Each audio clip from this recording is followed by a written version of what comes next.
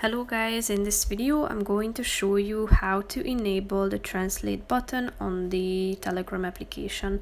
But first I just want to mention, don't forget to subscribe to my channel because at 100,000 subscribers I am going to show you my whole YouTube revenue statistics and growth strategy, how to make money online. Now let's jump into it. First of all, open the application on your phone.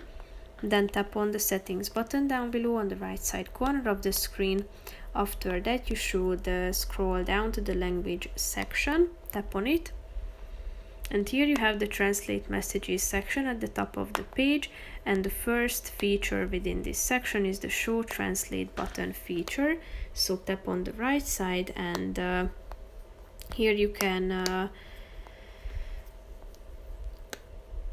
set the do not show translate buttons for this language. So do not translate, click on it, and here you can select the language that you don't want to translate. So basically that's it for this video guys. See you in the next one. Bye bye.